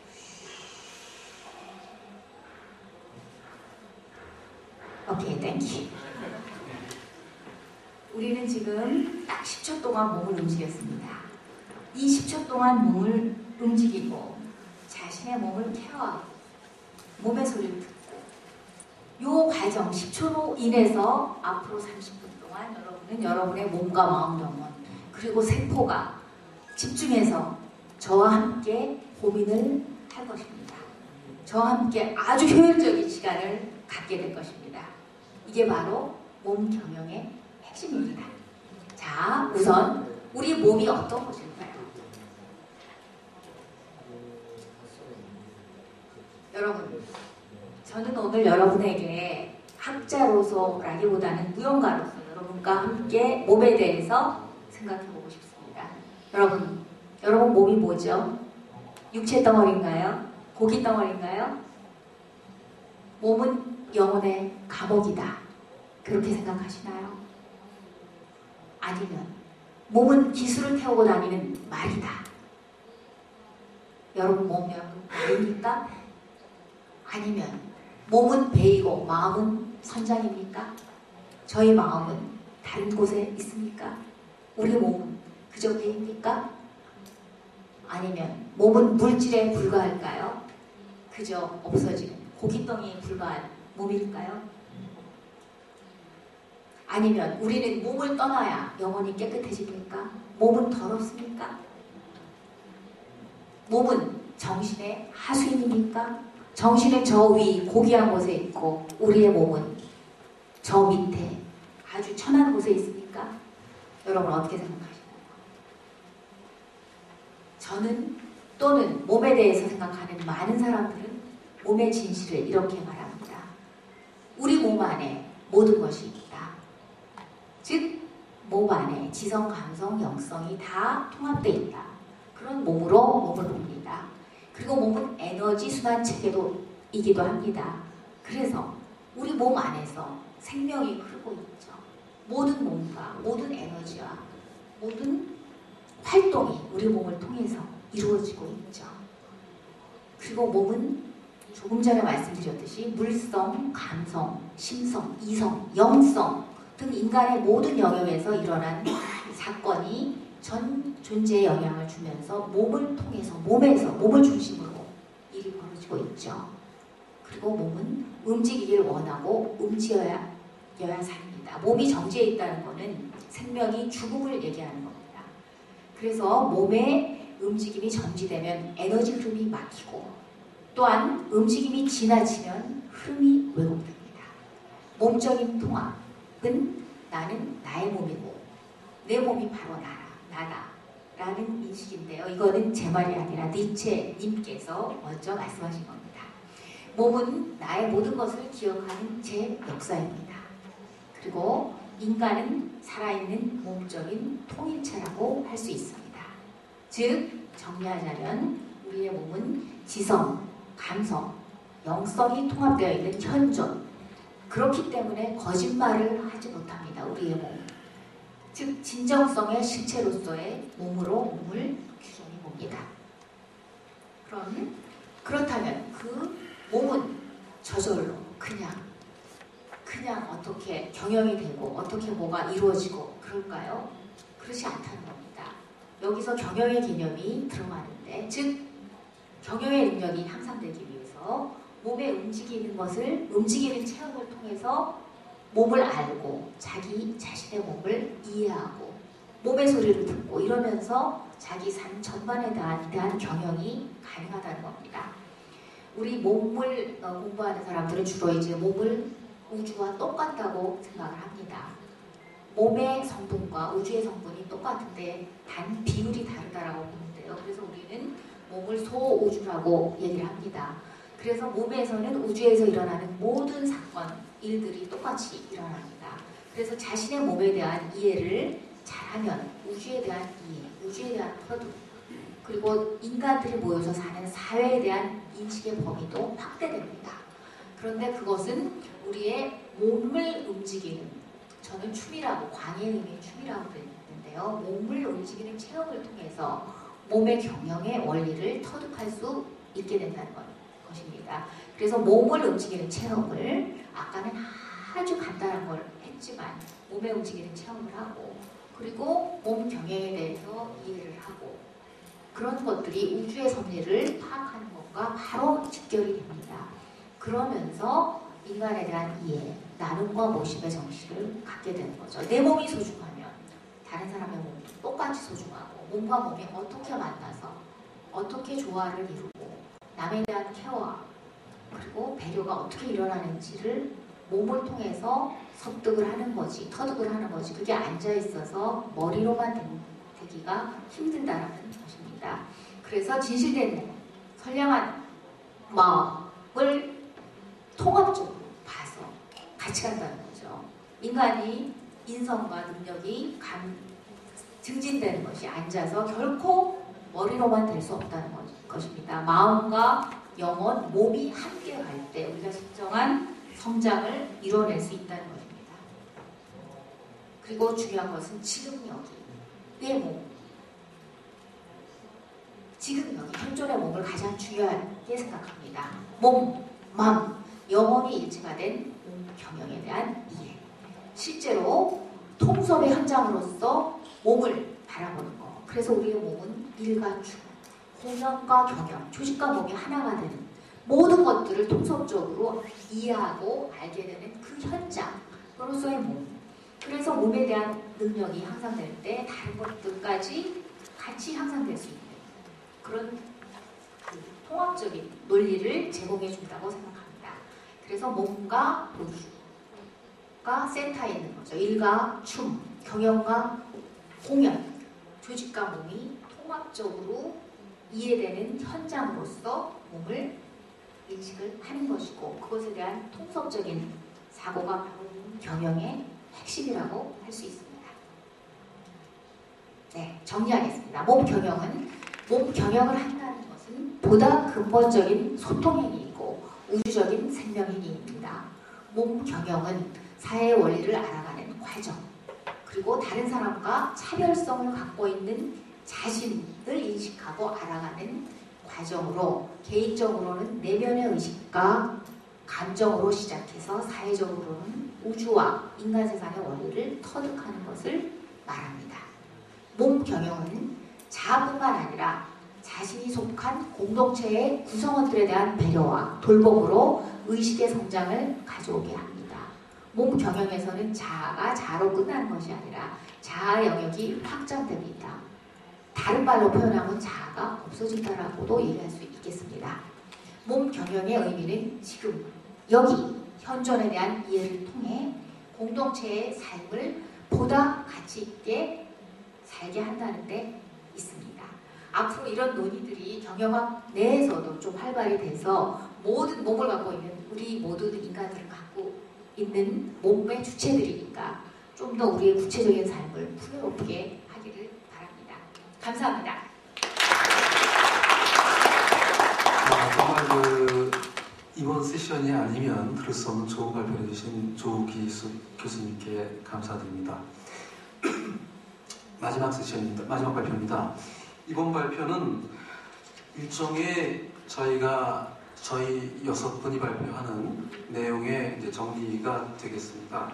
그래서 위기 극복을 하기 위한 리더십이 결국은 무엇인지, 오방 리더십 센터의 원장이신 김대곤 박장님을 모시고 아시아 시대의 도래를 준비하는 리더십의 진화라는 제목으로 말씀을 듣도록 하겠습니다. 김대곤 박사님을 환영해 주십시오. 반갑습니다. 조기숙 박사님 정말 감사합니다. 좋은 강의 들어서 정말 감사합니다. 제게 주어진 걸 이제 생각하면 처음에 제게 주어졌던 큰 그 아젠다가 뭐냐면, 보다시피 새로운 트렌드와 아시아의 미래라는데, 그런 차원에서 리더십과 그 아시아의 트렌드를 엮어서 볼까 합니다. 먼저 옵소.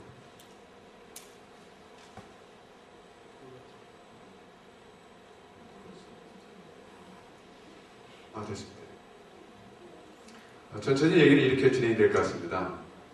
여러분 잘 아시다시피 이제 아시아 시대가 이제 돌아오고 있는데 역동적인 에너지를 한번 확인을 해보고, 그다음에 서구의 리더십이 과연 이대로 지속해도 좋은지 그에 대한 한계선을 조금 살펴볼까 합니다. 그리고 오늘 CEO형에서 CSO형으로 좀 리더십의 어떤 그 정의를 좀 새롭게 왔으면 좋겠다는 생각이 들고요. 그다음에 현재 우리 아시아가 과연 그 세계 리더십을 발휘할 수 있을까? 여기에 대한 걸림도 있다고 보입니다. 이것이 어떤 걸림들이고 어떤 지름들로 바뀌게 될지. 그리고 결론적으로 말씀드린다면 현실적으로 봐서 언어와 화폐와 문화, 교육 환경에 대한 새로운 시각이 바로 아시아의 리더십 시대를 가능하게 한다고 보여집니다. 먼저 아시아의 역동성이 오는 것에 대해서 우리가 잘 아시는 거겠습니다만, 아시다시피 아시아는 이미 연평균 7.5%의 고도 성장을 유지하고 있고, 반면에 유럽과 미국은 지금 경기 침체의 어두운 그림자를 보여주고 있습니다. 또한 앞으로 2050년대는 전 세계 52%가 될 전망을 아시아 개발원에서 하고 있습니다. 그리고 미국 브루킹스 연구소의 이야기는 세계 중산층에서 아시아가 차지하는 비중이 2009년도 54%에서 2030년대 66%로 늘어날 전망을 하고 있습니다. 다시 말해서 현재까지 우리 아시아의 모습은 메이드 인 아시아, 즉 글로벌 기업의 자원 조달 지역이거나 아니면 기업 생산 기지로서의 그 미상이었습니다. 그러나 앞으로 우리가 갈 방향은 현재 나타나는 우리 트렌드는 메이드 인이 아니라 메이드 포 아시아, 즉 글로벌 소비 시장으로서 이제는 구매력을 가지고 있고 아시아를 위한 세계 중심축이 아시아로 오고 있다는 것에 대해서 우리는 현실에 대한 환경 분석이 필요하다고 보십니다. 정치적으로 볼 때도 마침 2012년들이 여러분이 잘 아시다시피 이미 시사적으로 많이 다뤘던 문제입니다만은 원래 1월달 이미 대만 총통 선거가 있었고요. 그 다음에 러시아에서는 푸틴 차기 대통령으로 재선이 되었고, 그리고 10월달에는 중국에서 공산당 전국인민대표대회가 시진핑이 아마 될 걸로 예상하고 있습니다만, 그 다음 우리 한국에는 아시다시피 12월 달에 대통령 선거가 됩니다.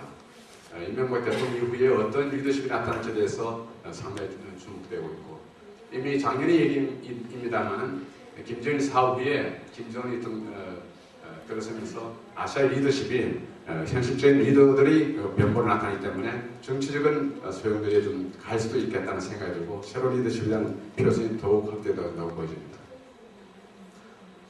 리더십에 대해서 우리가 서구 리더십에 대해서 상당히 많이 배우고 있는데, 과연 서구 리더십이 좋으냐?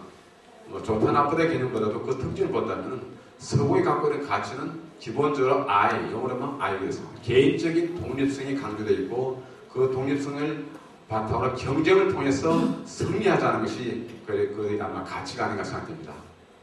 이것이 좋은 여러 가지 물질적인 성과는 생산성 많이 높였겠지만, 인간 사회 면에서는 부익부, 빈익빈의 그 사회적 양극화 현상을 나타냈고, 또 이것이 사회적으로는 갈등이 되고, 이로 인해서 경제적으로까지 지속 성장을 저해하는 그런 한계성이 왔습니다. 이것에 대해서 그럼 우리는 계속 갖고 갈 것이냐? 여기에 대한 자본주의 4.0이 이제 반성문이 나오고 있습니다. 그럼 다음 우리가 아시아 시대에 맞이하면서 어떤 리더십으로 가야 될 것이냐? 이에 대해서 아시아의 가치를 우리 재정을 해보자는 것이죠. 아시아의 가치라는 것은 우리가 잘 알다시피 아시아는 너무나도 그 부족 중심의, 시족 중심의 어떤 공동체적인 집단성이 강조되고 있습니다.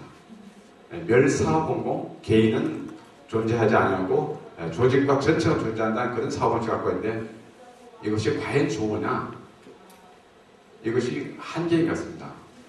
마치 개인이 독립성이 없다는 것이 우리 동양의 리더십이 갖고 있는 한계라고 보여지는데, 마치 봄에 너무 봄이 짧아져가지고 그 식물이 웃자라게 되면 여름에 항상 성장할 때 소위 웃자라는 것 덕분에 바람이 흔들립니다. 그래서 우리는 그런 아시아에 갖고 있는 나라라는 것에 대해 자아 개념이 너무 작다는 게 문제점인 것 같아요. 그래서 아시아는 서양 우리 서구적 간에 앞으로 취해야 될 부분이 상호 의존적 그리고 생태계적 가치관이 아닌가 생각됩니다. 아까 우리 좀 조기석 박사님 참으로 저에게 좀 감사하고요. 그리고 다른 여러분에게도 감사한 게 우리가 정말 좋아하는 게 필요하다고 생각됩니다. 조기석 박사님이 이렇게 개인의 바디에 대해서 해주셨는데요. 옆에는 뭐라고 손 한번 잡아주시죠. 너무 멀리 있으면 못 잡겠습니다만 아무튼 너무 오래 잡고 있으면 제가 짚으시면 손 내리시죠. 너무 미인과 성장해서 아시고요. 자, 이게 뭐냐면 상호 의존성이거든요. 우리가 연결되심을 보는 것이 바로 새로운 가치관이 아닌가 생각되고 동과 서가 분리 개념이 아니라 서로 상호 의존성으로 가야 된다는 생각을 갖고 있습니다.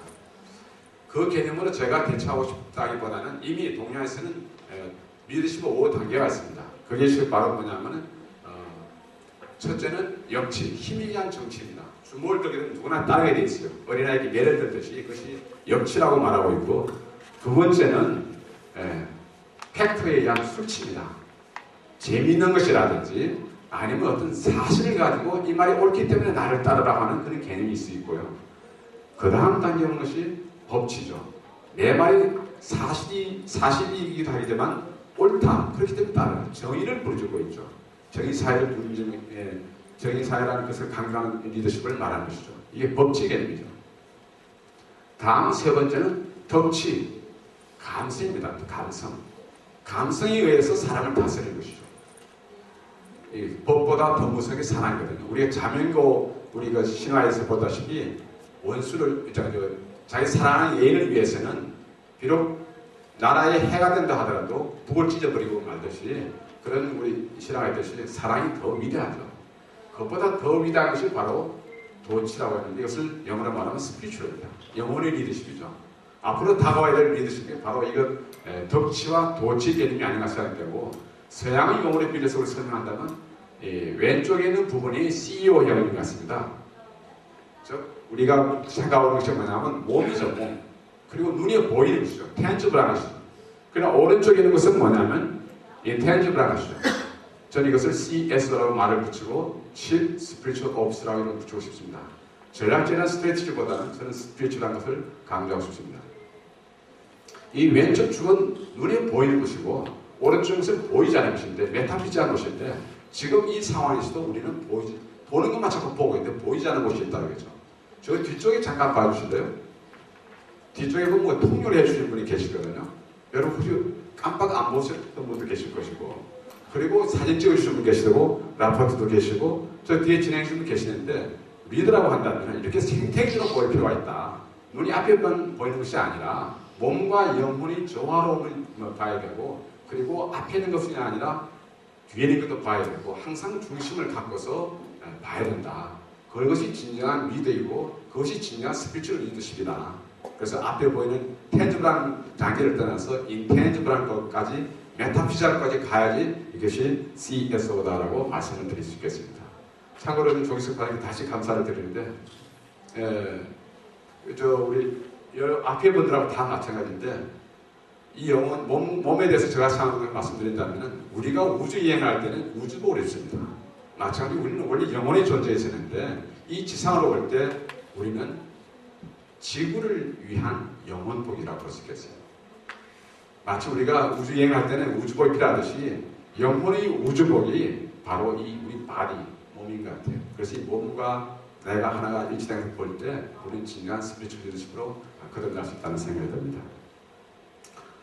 아까 그렇다고 해가지고 그 도치, 영혼 리더십이 최상의 개념이냐 여기서 머물 때는 서양의 사고식도 가치고 많다 보여집니다.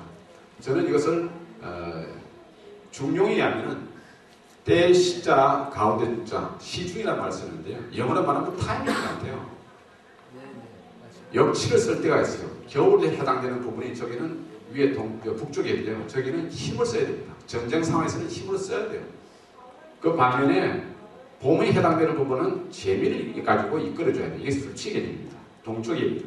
반면에 덕치는 여름입니다. 한강 성장하고 자아 개념이 어느 정도 자랐을 때는 감성으로 달아서 줘야지 거기다가 대고 무조건 끌고 하면 안 되는 거죠. 이 여름에 해당되는 부분이죠. 다음에 가을에 해당되는 부분이 법치입니다. 너와 내가 분명히 나눠지고 이 클리어한 세상에서는 덕치나 이런 것 갖고는 안 통하죠. 법치죠. 책임이 따르게 되죠. 책임이 시대이죠. 그러나 그 중앙에서는 저는 여기서 오반이라고 표현합니다만 중심에서는 항상 영혼의 스피리추얼리즘을 갖고 있어야 된다. 이것이 도치죠. 그래서 이것이 어느 시대에 지금 봄의 계절이나 겨울의 계절이나 여름 계절이나 가을의 계절에 따라서 그 리더십도 때에 따르게 다르게 되죠. 이게 시중이죠. 타이밍이죠. 아시아 시대의 그림돌은 무엇일까? 아까 우리 초기에 봤다시피 아시아는 민족성이 강조되어 있고 단결성이 강조되어 있다 했죠. 이것이 매우 좋습니다. 초기 단계는 매우 힘을 발휘하고 힘을 뻗어갈 수 있습니다만 또 이것이 우리가 역사가 길기 때문에 큰 장점이기도 합니다. 그런데 역사성과 전통성이 우리의 발목을 잡고 있다. 그래서 여기서 더 발전되어 나가야 될 것이 뭐냐면 우리가 필요로 하는 것이 다문화, 공존과 상생, 동생 이런 것이 우리에게 아시아에게 가장 필요한 리더십을 갖고 깨우침인 것 같습니다. 여기에는 결국은 다시 거듭 말씀드린다면 스피리추얼 리더십은 영혼과 생명성이다. 이 영혼과 생명성이 이해되지 아니하고 생산이라는 것만, 경제라는 것만 강조된다고 한다면 그것은 생태계적인 리더십이 아닌 것 같다는 생각이 듭니다. 이제 결론을 말씀드릴까 합니다. 아시아 시대를 맞이해가지고 아시아가 어떻게 하면은 그야말로 아시아만의 것이 아니라 글로벌한 리더십으로 거듭날 것인가.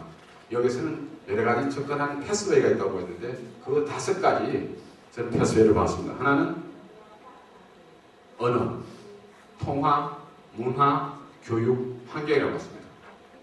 우리가 잘 알다시피 서구 세계가 이 세상을 지배할 수 있는 하나의 리더십으로 자리 잡을 하는 데는 커뮤니케이션의 리더십으로서는 영어가 큰 작용을 했다고 보여집니다. 그리고 또 하나는 기축통화가 달러입니다. 이 달러이기 때문에 경제권을 장악할 수 있는 리더십이 발휘했다고 보이고 그리고 그리스 로마를 대표되는 문화, 여기에 기독교적인 사고방식, 가치관이 곁들여가지고 큰 문화의 줄기를 이루었었고 이것이 세계 리더십으로 작용하고 있다고 보여지고요. 그 다음 4번째 교육. 이 교육 때문에 결국은 인간의 DNA가, 지혜의 DNA가 계속 이어지고 발전과 진화를 하고 할 수 있다고 보여집니다. 그 대표적인 그 기관이 대학이라는 것이 있었고요. 그리고 또 하나는 환경에 대한 봤던 것인데 서구 사회에서는 이 환경을 개발의 대상으로 봤고 그래서 엄청난 환경과의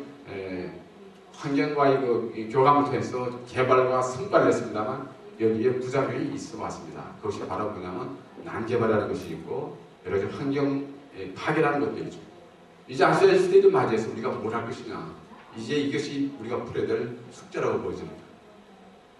언어적인 것, 통화적인 것, 문화, 교육, 환경 이것에 대해서 우리가 어떻게 이것을 어떤 패스웨이를 가질 것이냐에 따라 가지고 아시아 리더십이 글로벌 리더십으로 거듭날 수 있고 그렇지 않으면 다시 서양에 대한 대립게임으로 갈 수 있다는 그 우려를 갖게 됩니다. 그래서 여기서 현재 나타낸 것은 중국어, 일본어가 언어로 대치되기도 합니다. 과연 이것이 그대로 확보할 것인지 아니면 우리 세상 언어를 만들 수 없기 때문에 어느 하나 통일할 것인지 여기서는 긴장감이 보여집니다. 두 번째는 한국음을 읽겠습니다만 그 다음에 화폐. 제가 개인적으로는 그 사다보면 한중경제협회를 하고 있어가지고 몇 년에 그 지난번 주한중국 대사 그 다음에 그 요번 대사 장정신 그 대사 집에 초청받아서 이제 몇 번 집에 가서 식사를 하고 있는데 지난번 대사도 그렇고 요번에 대사도 그렇고 얘기하는 것이 뭐냐면 위에나를 세계 기축통화를 하겠다는 그런 강한 의지를 갖고 있었어요. 물론 공개적으로 많이 하자고 살짝 나오는 얘기입니다만 이것은 매우 아시아의 그 주도권, 패권을 이제 나타내는 것 같아서 중국이 거듭나려면은 이런 것이 좀 아쉽다는 생각이 들고 제가 개인적으로 생각하는 것은 아시아의 화폐를 만들어야 되고 아시아 경제존을 만들어야 된다는 생각을 갖고 있습니다. 이것이 우리가 이제 한중 FTA라든지 이런 아시아 블록에 대한 것을 생각해야 되겠다. 미국 중심의 환태평양적인 경제사관과 그 다음에 아시아 중심의 경제사관에 대해서 어떻게 조화를 줄 것인지 새로운 글로벌 리더십의 프로다는 과제라고 보여지고요. 문화 역시 마찬가지인데 문화가 이 아시아는 이렇게 다양하게 이루어져 있기 때문에 이 다문화를 어떻게 이룰 것이냐 그것이 분명히 현재 디딤돌입니다. 이것을 어떻게 통합적으로 그 다음에 서로 공유할 수 있는 것을 이룰 것인가 이것을 위해서 저는 아시아의 문화센터라든지 이것을 만들어야 된다고 생각하고 있고 교류할 수 있는 것을 해야 된다고 생각합니다. 그리고 교육, 이건 정말로 중요하다고 생각합니다. 이런 면에서 아시아가 서양을 벤치마킹하는 시대는 지났습니다. 이제는 벤치마킹이 아니라 우리가 만들어야 될 세계이기 때문에 새로운 교육 패러다임이 있어야 된다고 생각하고, 그것은 건물 중심의 패러다임이 아니라 오히려 스피리추얼 네트워크라고 할까요? 이런 중심의 교육 시스템이 있어야 되는데, 아침에 저는 한석기 우리 또 사회자님께서 감사한 것이 TD를 저는 얘기만 들었습니다만 사실 접근을 제대로 못했어요. 그런 것도 하나의 교육의 방식이라고 생각하고, 교육기관으로서가 아니라 교육의 시스템으로서 그것이 필요하다는 생각이 듭니다. 그리고 이제 환경, 마지막으로 환경인데, 환경이 서양에서는 그동안에 인간만을 위한 개발 중심이 쳐졌기 때문에 공해라든지 CO2 문제가 나오고 있습니다만, 그게 아니라 환경과 우리가 조화를 이루고 우주와 인간이 조화를 이루고 생물과 무생물도 조화를 이루는 그런 민식으로 거듭나려고 한다면 하모니가 중요하고, 여기서는 상당히 중요하다는 생각이 듭니다. 그래서 그렇게 하기 위해서는 제일 중요한 것은 내 각자가 위대함을 갖고 있다. 그야말로 우리는 우주적 존재다. 이런 자긍심이 필요하다고 생각합니다. 그래서 여러분, 이 모두가 다 위대함을 발견한 것이 출발이라고 생각합니다. 그것이 자기 중심적이 아니라 정말로 영원의 뜻으로 거듭날 수 있는 그게 아닌가 생각이 들고, 우리가 소통과 상생의 생태계를 만드는 그런 아시아 리더십으로 우리가 거듭날 수 있기를 기대하고 마지막으로 끝내겠습니다. 감사합니다. 정말 감사합니다. 그 아시아의 미래 전략, 그 위기 극복의 길을 찾다라는 조금 커다란 주제를 가지고 저희 6분의 발표자분들이 발표해 주셨는데요. 오늘 처럼 이렇게 80분이 빨리 가는 느낌을 받은 적이 없네요. 정말 드리고 싶은 말씀은 많지만 충분한 시간을 드리지 못한 점은 정말 안타깝게 생각하지만 그러나 일단 오늘 발표하신 6분들의 발표 내용 중에서 혹시 질문이 있으신 분은 한두 분 질문을 받도록 하겠습니다. 이남식 총장님. 네. 저는 질문보다는 어시스트의 총장으로서 대단히 자랑스럽다는 말씀 여러분께 드리고 싶습니다.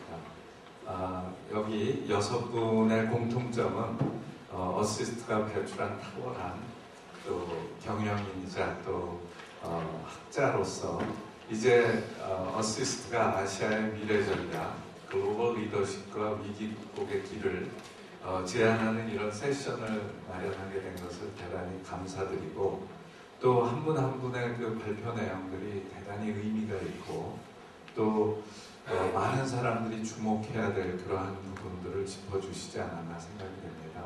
매우 다양한 브로드 스코프를 제안해 주셨지만은 이제 이러한 내용들을 통해서 우리나라가 보다 세계의 중심 국가로 한 발짝 더 다가가게 되는 것이 아닌가 생각이 되고요. 또 이 자리에 또 아주 아마 이번 세션이 전체 그 제주 포럼의 제일 마지막 세션입니다. 피날레를 역시 저희 또 어시스트가 이렇게 잘 장식해 주셔서 대단히 감사드리고요. 그동안 또 여기에 또 우리 김기용 또 회장님 비롯해서 많은 분들이 또 끝까지 지켜봐 주셔서 너무 감사드립니다. 여러분들 대단히 수고 많으셨고, 또 이런 모임을 통해서 앞으로 더욱더 어시스트가 경영학 또 그것을 넘어서서 국가 사회 또는 세계에 대안을 제시하는 그러한 40 정신에 입각한 그러한 학교로 더욱 발전하기를 기원합니다. 대단히 감사합니다.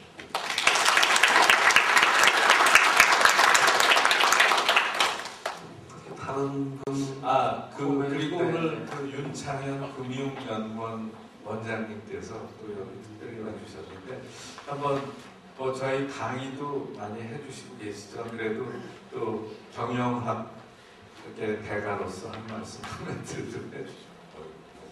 말이 끝나야 되는 거 아닙니다. 잘 괜찮습니다. 뭐 강의도 저희가 하라고 해서 여러 번 했는데 또 이렇게 훌륭한 학자들이 배출되는지 좀 몰랐습니다. 영광스럽게 생각하고요. 중국 아까 얘기해 주셨는데 제가 얼마 전에 상해 포럼에 가서 이렇게 들었더니 중국 분들이 아주 굉장히 의지가 강하시고 그리고 앞으로 좀 더 큰 역할을 하겠다는 의지가 충만하다는 생각을 들었습니다. 아까 대표님께서 지적을 해주셨는데 그래서 한중일이 지금 세 나라 갖고 한국공처럼 똑같아 보이고 한 20년 지나면은 이제 중국은 농구공이 되고 그리고 한국하고 일본은 탁구공이 될 것이다. 이런 그 얘기를 제가 듣고 굉장히 충격을 받았던 그런 일도 있습니다. 그래서 그래도 제발 탁구공 말고 한 축구공 정도는 돼가지고 농구공하고 대결을 좀 벌이면서 서로 이렇게 협력하고 같이 잘 나갔으면 좋겠다. 이런 의미에서 아까 그 위안화를 쓸 것이냐 아니면 한중일 통합을 통해서 새로운 통화를 개발할 것이냐는 이슈도 사실은 그러한 그 미래 플래닝에 의거해서 한번 고민해봐야 될 부분인데 상해 포럼에서도 한중일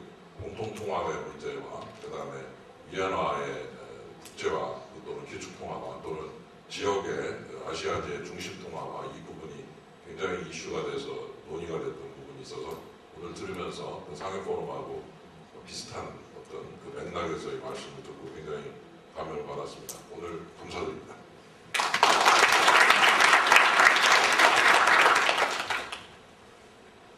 혹시 또 다른 분 한 분 코멘트 해주실 분 없습니까? 서영태 박사님 혹시 한 말씀?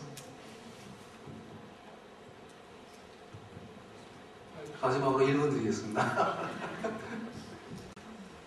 전 사전에 오늘 발표하신 그 스크립트 자체는 본 적이 없는데 오늘 그 6분 발표하는 걸 듣고 저도 굉장히 많이 감명이 깊었습니다. 그래서 한 분 한 분 발표하신 그 내용이 깊이가 있었고 저희들이 평소에 생각하지 못한 그런 면이 있었다고 저는 생각합니다. 그래서 한 가지 좀 빠진 게 있다면은 현재 이제 남유럽에서 시작한 그 글로벌 경제 위기가 이제 한국은 그래도 지표로 보게 되면 괜찮은 편이긴 하지만 전 세계의 지금 경제가 굉장히 좀 어려운데 그런 어려운 과정에서 우리 한국 CEO들이 진짜 경영 현장에서 어떤 리더십을 발휘해야지 현재 위기를 극복할 수 있을까가 좀 빠진 것 같아서